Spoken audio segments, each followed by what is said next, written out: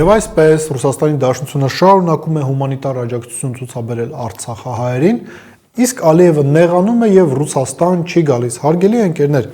հիշում եք վերջին հանդիպումից հետո Ալիևի եւ Պուտինի միջեւ, որը կայացավ Դուշանբեում, նաեւ հայաստանյան որոշ լրատվամիջոցներ, փորձագետներ նշում էին, որ սառույցը հալչեց, հարաբերությունները վերականգնվում են, մի շարք ադրբեջանցիներ Ռուսաստանում ազատ արձակվեցին, մի շարք ռուսներ Ադրբեջանից, այդ թվում նաեւ լրագրողներ եւս ազատ արձակվեցին եւ հնարավորություն ստացան վերադառնալ Ռուսաստան, բայց իրողությունները խոսում էին այն մասին, որ Ռուսաստանի եւ Ադրբեջանի միջեւ հակասությունները իրականում գրեթե էգզիստենցիալ բնույթ են կրում, գոյաբանական բնույթ են կրում եւ անհնար է 1-2 հանդիպումով բանակցություններով հարցերը կարգավորել եւ ժամանակը ցույց է տալիս, որ հենց այդ տրամաբանությունը, այդ դոմինանտային տրամաբանությունը ճիշտ էր։ Ռուսաստանի եւ Ադրբեջանի միջեւ կան մի շարք խնդիրներ եւ այդ խնդիրների դրսեւորման հերթական փուլը փաստացիորեն սույն թվականի դեկտեմբերն էր։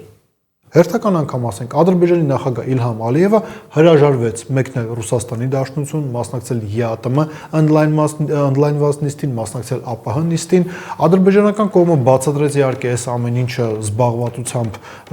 Ալիևի, բայց ինչպես նաև այսօրվա հաղորդման ժամանակ արդեն նշվեց, մայիսի 9-ին եւս Ալիևը բացակայում էր զբաղվածության պատճառով, բայց մենք տեսանք, որ օկուպացված Արցախում մի հավաբուն էր բացում, այսինքն մենք տեսնում ենք, որ օբյեկտիվորեն Ռուսաստանի եւ Ադրբեջանի միջև կան հակասություններ, այդ հակասությունները դիվանագիտական ասպարեզում դրսևորվում են եւ մի շարք այլ երանգներ են ստանում միջպետական հարաբերություններում, բայց ինչով կարող է պայմանավորված լինել Ալիևի դեմարշը, ինչից է Ադրբեջանի նախագահը դժգոհ, որ հերթական անգամ չի գալիս Ռուսաստան։ Մի շարք պատճառներ կան։ Առաջինը, հիշում եք, չէ՞, վերջերս Հիկմետ Հաջիևը խոսում էր այն մասին, որ վատ չէր լինի կամ հրավիրում էր Եվրոմիությանը մասնակցել TRIP նախագծին, ու դա այն իրավիճակում, երբ որ Ռուսաստանից կա ակնհայտ ցանկություն եւս ներգրավել այս տարածաշրջանային կոմունիկացիոն նախագծում, այսինքն ադրբեջանցիները ակնհայտորեն դեմ են, որ Ռուսաստանը ներգրավի այդ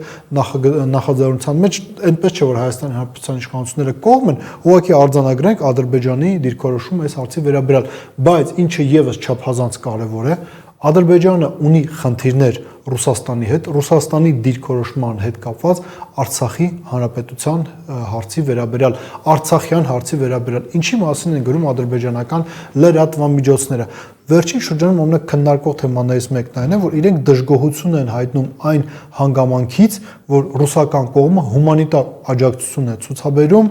Արցախահայերին։ Տարբեր ռուսական կազմակերպություններ, պետական կազմակերպություններ, Ռոսսատրուդնիչեստվոն, ANO Եվրազիան,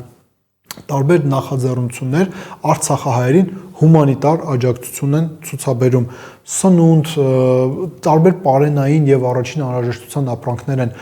մատակարարում քաղաքացիներն, ավելի քան 5000 ընտանիք արդեն աջակցություն ստացել է։ Եվս մի կարևոր նրբերանգ Ադրբեջանում բողոքում են ինքնին այն հանգամանքից, որ Ռուսաստանի Դաշնությունը այս աջակցությունը ցուցաբերում է,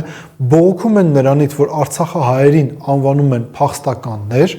նաև գիտեք ինչից են բողոքում, հարգելի ընկերներ, որ մարդկանց տվյալները ցուցակագրում են Ադրբեջանում կամ մտավախություն, որ ինչ-ինչ հանգամանքներից ելնելով, ինչ-ինչ փուլից սկսած, ռուսական կողմը կարող է կրկին դիվանագիտական ասպարեզում գոնե օրակարգային դարձնի արցախցիների հումանիտար հարցերը, արցախցիների հումանիտար հարցերի կարգավորումը։ Սա մի երևույթ է, որը չի կարող չզայրացնել, չմտահոգել պաշտոնական Բաքվին եւ իրենք տարբեր կերպ դեմարշներով դրսեւորում են իրենց բողոքը։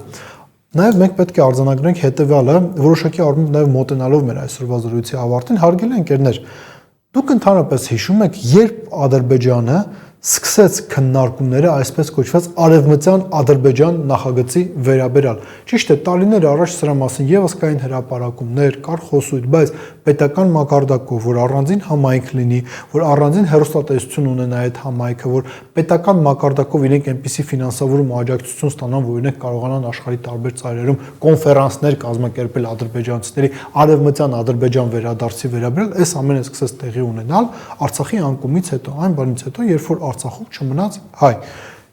Տրամաբանությունը հուշում է հետևյալը, որ քանի կար Արցախը, ադրբեջանցիները հնարավորություն չունեին զբաղվել արևմտյան Ադրբեջանում, այսինքն Հայաստանի տարածքում իրենց ենթակայության տակ ձևավորել կվազի պետություն արևմտյան Ադրբեջան ձևակերպմամբ։ Հետևաբար, ինչքան ժամանակ Արցախի հարցը գոնե հումանիտար դրա ասպեկտը օրակարգի մեջ է, շարունակում է օրակարգային մնալ, այնքան ժամանակ Հայաստանի Հանրապետության համար անվտանգային էլեմենտները ել ավելի են շատանում, այսինքն մենք ունենում ենք հնարավորություն կառավարել ռիսկերը եւ այստեղ չափազանց կարեւորը հետեւյալը, որ Հայաստանին այս գործում դաշնակիցներ անհրաժեշտ են, որովհետեւ մենք կարողանանք այս հարցը օրակարգում պահել, թույլ չտալու համար, որ Ադրբեջանը Հայաստանը վերածի արևմտյան Ադրբեջանի, բայց այստեղ կա եւս մի կարեւոր նրբերանգ, ընկերներ, դա անհնար է անել, եթե Հայաստանում չլինեն քաղաքական փոփոխություններ։ Մտածեք այդ մասին։